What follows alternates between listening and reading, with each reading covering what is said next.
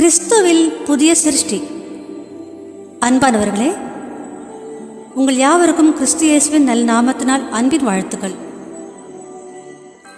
2 கொரிந்தியர் 5ஆம் அதிகாரம் 17ஆம் வசனத்தில், ஒருவன் கிறிஸ்துவுக்குள் இருந்தால் புதிய சிருஷ்டியாய் இருக்கிறான், பழையவைகள் ஒழிந்து போயின, எல்லாம் புதிதாயின.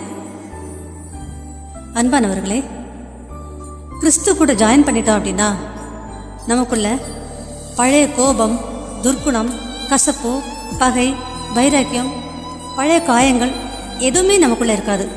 ஏன்னா கிறிஸ்து நம்மளை முற்றும் முடிய புது சிருஷ்டியாக மாற்றிட்டார்.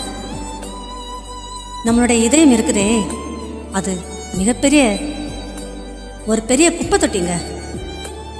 அதுதான் நம்மளுடைய வாழ்க்கையவே கெடுக்குது. அது அப்படியே நம்ம கிறிஸ்துக்கிட்ட கொடுத்துட்டோம் அப்படின்னா,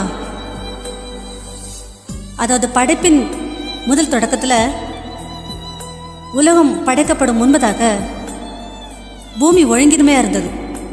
ஒன்றுமில்லாதவற்றிலிருந்து எல்லாவற்றையும் சிருஷ்டித்த நம் தேவாதி தேவன் நம்மை நாம் ஒன்றுமில்லாதவர்களாக அர்ப்பணிக்கும் போது நம்மை ஒரு புதிய சிருஷ்டியாக சிருஷ்டிக்கிறார்.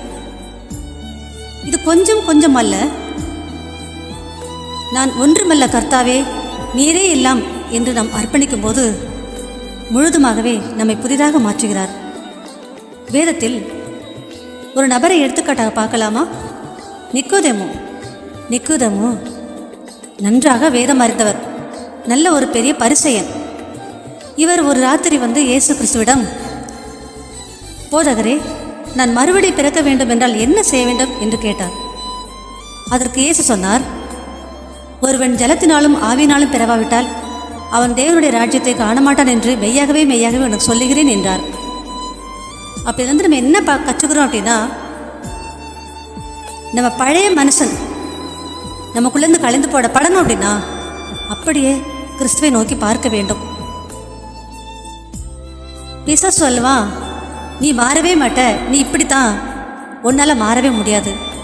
ஆனால் வேதம் சொல்லுது, ஒருவன் கிறிஸ்துவுக்குள் இருந்தால் அவன் புதிய சிருஷ்டியாக இருக்கிறான். இன்னைக்கு நம்ம யார் சொல்ல கேட்க போகிறோம்? ஜெபிப்போமா? எங்கள் அன்பின் பரிசுத்தமுள்ள பரலோக பிதாவே, அப்பா, ஒவ்வொரு நாளும் நீங்கள் எங்களை புதிய சிருஷ்டியாக மாற்றுவதற்கு உம்முடைய கரங்களில் எங்களை தத்தம் செய்கிறோம். எங்களை புதிதாக உம்முடைய சித்தத்தின்படி நடக்க எங்களை உருவாக்குங்கப்பா. இயேசுவின் மூலம் பிதாவே, ஆமேன்.